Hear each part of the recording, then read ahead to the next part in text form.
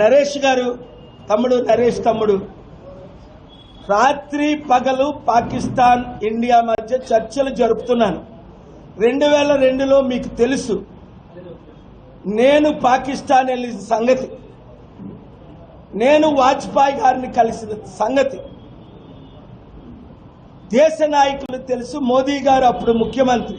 2002 జూన్లో మీకు ఎవరికి చెప్పకుండా అమెరికా వెళ్ళాను. శనివారమే తిరిగి వచ్చాను. 3 రోజులు అయింది, 4 రోజులు. అమెరికాలో ఉన్న పెద్ద నాయకులందరినీ కలిశా, ఒక్కడు తప్ప 10లో 9 మందిని కలిశా. వాళ్ళు కూడా వాళ్ళు గారు 2 దేశాల్ని ప్రేమించిన వారు మీరొక్కరే, యుద్ధాన్ని ఆపగలిగింది మీరొక్కరే అంటే చర్చలు జరుపుతున్నాను. నాకు సోమ మంగళ బుధవారం 3 కేసులను బట్టి ఆంధ్రప్రదేశ్ హైకోర్టుకు వచ్చాను. ఎందుకంటే రేపటి నుంచి కోర్టు జూన్ 16 వరకు సెలవని. మోదీ గారిని, అమిత్ షా గారిని శనివారం కలిసిన తర్వాత నేను ఆదివారం పాకిస్తాన్ వెళ్తున్నాను. వీళ్ళు 10 రోజులు టైం అడిగారు. నిన్ననే పెద్ద ఆయనతో మాట్లాడాను. ఆయన చెప్పకూడదు, మీరు అడిగారు కనుక నేను సత్యం చెప్పాలి కనుక చెప్తున్నా. పాకిస్తాన్ యుద్ధం ఆపడానికి అన్ని ప్రయత్నాల్లో ఉన్నాను. మొన్న టర్కీ వెళ్ళాను. రష్యా యుక్రెయిన్ యుద్ధం ఆపడానికి చర్చలు జరిపాను. ఎప్పుడు? ఏప్రిల్ గత నెలలో 2 వారాల క్రిందట 1200 మంది పెద్ద లీడర్స్, మా కోఆర్డినేటర్, మా అంబాసిడర్ పెట్టిన మీటింగ్ వచ్చారు. ప్రపంచ నాయకులందరూ వచ్చారు. నిన్న ఆంధ్రప్రదేశ్ హైకోర్టులో ఫోటోలు రిలీజ్ చేశాను కోర్టుకి. ఇదిగోండి, వీరందరూ ప్రవీణ్ పగడాల గురించి అడుగుతున్నారు, మణిపూర్లో జరిగిన హత్యల గురించి అడుగుతున్నారు. నిన్న కోర్టుకి కాపీలు ఇచ్చారు. ఇంకా అంతకంటే రుజువులు ఏం చేయాలి? మోదీ గారికి పంపించా.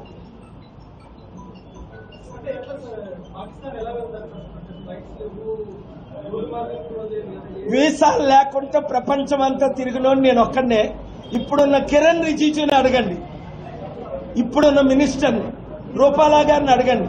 నాతో పాటు ఎన్ని 100 దాదాపు ఒక 150 మంది ఎంపీలని వీసాలు లేకుండా సిరియా, లిబియా, ఇరాక్, ఇరాన్ వీసాలు లేకుండా నా ఫ్లైట్లో తీసుకెళ్ళాను.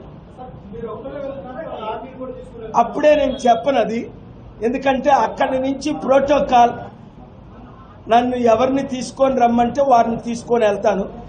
ఫోన్లోనే యుద్ధం ఆగితే, ఎందుకంటే ఇప్పుడు ఇండియా స్ట్రైక్ చేసింది, మేము స్ట్రైక్ చేస్తామని అంటున్నారు.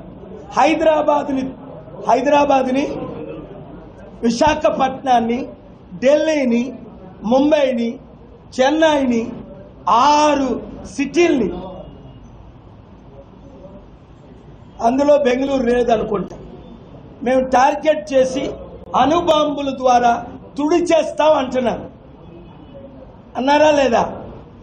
మన దేశంలో, రాష్ట్రంలో హై అలర్ట్ పెట్టారా లేదా? వద్దు, శాంతే కావాలి అని. మరి ఇండియా ఎందుకు స్ట్రైక్ చేసిందని అడిగారు. ఇండియా చేసింది టెర్రరిస్ట్ క్యాంపులను మాత్రమే. ఇస్లామాబాద్ని కానీ, రావల్పిండిని కానీ, పాకిస్తాన్లో ఉన్న సిటీలను కానీ టార్గెట్ చేయలేదు. టెర్రరిస్ట్ క్యాంపుల్ని టార్గెట్ చేయడానికి 3లో ఒకరు నన్ను అడిగారు. అది కూడా నేను వద్దన్నాను. కానీ వాళ్ళు స్ట్రైక్ చేశారు. అయినా మన సెక్యూరిటీ ల్యాబ్స్ అవడవేటి చెప్పండి. ముందే తెలిసి ఏప్రిల్ 16 వారు అన్నారు మేము అటాక్ చేస్తున్నాం, 18 అన్నారు, ఓపెన్గా చెప్పారు. మరి వాళ్ళు ఎలాగెళ్ళిపోయారు ఇంతమంది టెర్రరిస్టులు అక్కడికి? ఏం జరుగుతుంది? అది మన లీడర్షిప్ ఫెయిల్యూర్ కాదా? మనలో అన్నమాట. పాకిస్తాన్ని, ఇండియాకి యుద్ధం లేకుండా ఆపే బాధ్యత పైన దేవుడిది, కిందని నాది. అమెరికా మనకి సంపూర్ణ మద్దతు ప్రకటిస్తుంది. మీకు తెలుసు కదా ఎన్ని యుద్ధాలు ఆపానో. అది దేవుని శక్తి ద్వారా జరుగుతుంది. నాలో ఉన్న గొప్పతనం కాదు, కానీ అది నాకు మీ రిపోర్టర్స్కి ఎలాగైతే రిపోర్ట్ చేయడు, మాట్లాడుతుంటే రిపోర్ట్ రాసేస్తున్నాడు ఆయన పాయింట్స్. అద్భుతంగా ఈయన ఇక్కడ నీకు ఇంత టాలెంట్ రిపోర్టింగ్ లో ఎలాగొచ్చిందో ఆ Indian express, times of India, Deccan Chronicle కూడా అలాగొచ్చుంటే బాగుంది. వాళ్ళు కూడా ఫ్రంట్ పేజ్, సెకండ్ పేజీలో ఇచ్చినా బాగుంది. 11th పేజీలో 6 అంగుళాలు ఇస్తున్నారు.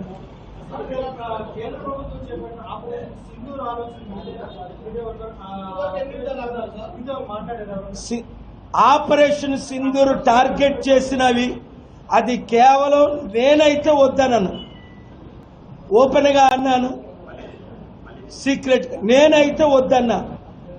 ఎందుకంటే I'm going to Pakistan along with the blessings and concern of our honorable Prime Minister Modi ji. I am speaking in English. I have spoken to Honorable Rupala ji yesterday. He asked, we are going to meet Amit Shah ji and Modi ji most likely tomorrow night.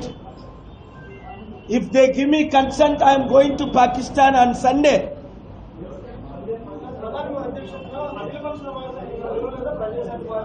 వీళ్ళు వార్మోంగర్స్ ను పిలుస్తారు, వాళ్ళు ఆయన చెంచాలను పిలుస్తారు.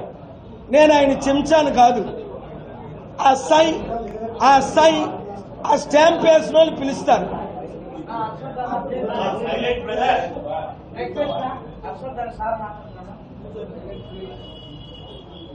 ఆయన అంత మంచి ప్రశ్నలు వేస్తుంటే మీరు మాట్లాడొచ్చా? మీరు కూడా ఏమైనా ప్రశ్నలు ఉంటే అడగండి. నాన్ ప్రెస్ వారందరూ దయచేసి సైలెంట్ ఉండండి. ఓన్లీ ఇది మీడియా కాన్ఫరెన్స్ మాత్రమే.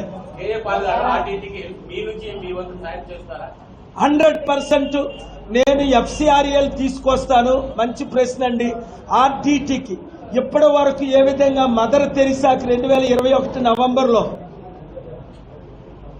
ఢిల్లీ హైకోర్టులో ఫైల్ చేసి అమిత్ షా గారితో మాట్లాడి తిరుపతి టెంపుల్ కూడా క్యాన్సిల్ చేస్తే కొన్ని వేల మందికి హైకోర్టు ఆర్డర్ ద్వారా 2 వారాలు పొడిగిస్తే ఎలాగైతే నేను FCRL తీసుకొచ్చానో అలాగా RTTకి నేను FCRL తీసుకొస్తాను. 1 2 దానికి ఇక్కడ ఉన్న బోర్డు మెంబర్స్ నన్ను కలవాలి మీ ద్వారా. ఎంత వేగం కలిస్తే అంత మంచిది. కొన్ని పేపర్స్ నాకు కావాలి. వారు కలిసిన 30 రోజుల్లో FCRA తీసుకొస్తా. ఆర్థికంగా వాళ్ళ FCRAకి నేను డొనేషన్స్ కూడా ఇప్పిస్తాను విదేశాల నుండి. ఎందుకు అంటే మన రాయలసీమ ప్రజలకు చదువు ఫ్రీగా చెప్పారు, మెడికల్ ట్రీట్మెంట్ ఫ్రీగా చేశారు. ఎవరికైనా మంచి టాలెంట్స్ ఉంటే స్పోర్ట్స్ వాళ్ళు కానీ ఎక్స్పర్ట్స్ని విదేశాలు పంపించారు, ఇల్లు కట్టించారు, ఎన్నో సేవలు చేశారు. నా సహాయం లేకుండా ఇప్పుడు నా సహాయం అవసరమైంది. నేను ఉన్నాను అని వారు పిలవకుంటేనే వచ్చాను.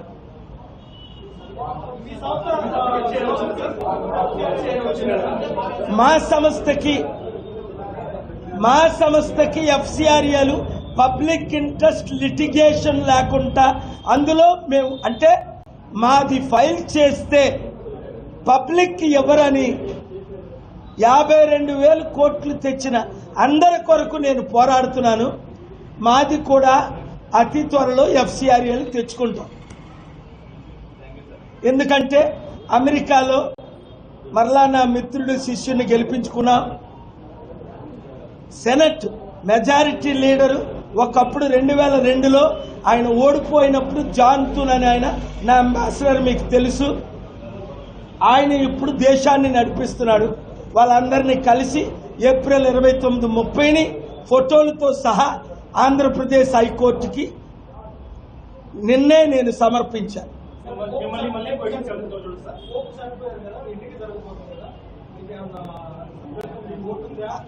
అది కేవలం 120 మంది కార్డినల్సే దానికి ఓట్లు వేస్తారు. అందులో మన ఇండియా నుంచి ఉన్న కార్డినల్స్ ఉన్నారు, ఆఫ్రికా నుంచి ఉన్నారు. నాకు తెలిసైతే మన ఇండియన్స్కి కానీ ఆఫ్రికన్స్కి కానీ ఎవరు మరలా తెల్లోళ్ళకే ఇచ్చుకుంటారు.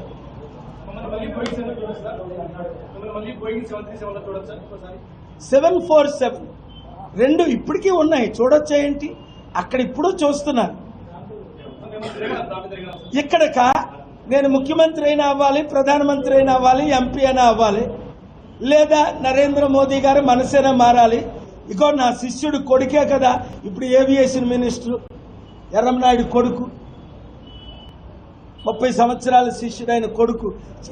చిన్నప్పుడు పిల్లల్ని ఆడుకున్నాను, కొడుకుని కూతుర్ని, ఎర్రంనాయుడు కొడుకు కూతుర్ని అనేక సార్లు నా దగ్గర తీసుకొచ్చారు బ్లెస్సింగ్కి.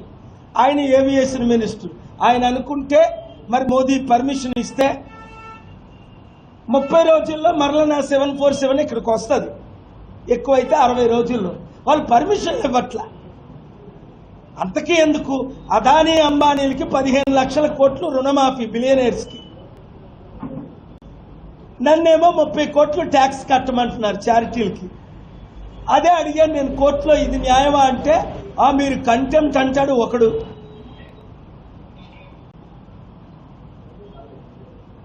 జడ్జెస్ కూడా కొంతమంది లార్డ్లా గాడ్లా బిహేవ్ అవుతున్నారు. తగ్గేదేలే.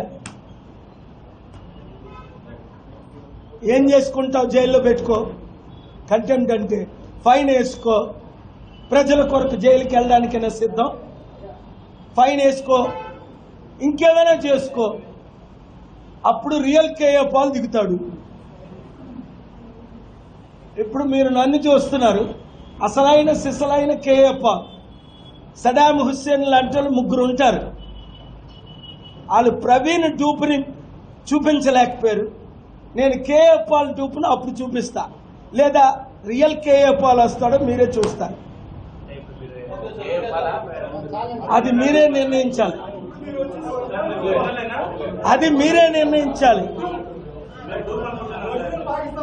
మొన్న ఒకడే మీడియాలో అదే అన్నాడు, నేను డూపుననే అన్నాడు ఆయన. ఎందుకంటే ఒరిజినల్ ఆయనకి చాలా హెయిర్ ఉంటుందట, మీసాలు పెద్దగా ఉంటాయట, ఓన్లీ శాంతిగా మాట్లాడతాడట, కొరడాలు పట్టుకోడట. Thank you very much.